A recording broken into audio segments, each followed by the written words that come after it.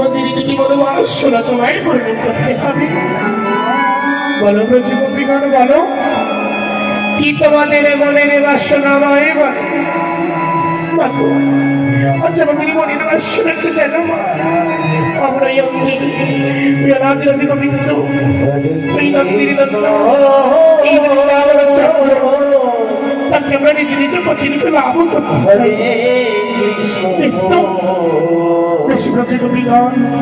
তোমাদের বড় বাসনা করে আর কি চাও বলো?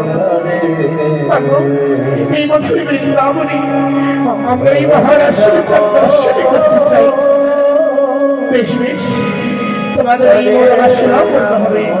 তবে আজ নয়, আগত শারদীয়া পূর্ণিমার জমিতে বেশ বেশ আজ সত্যি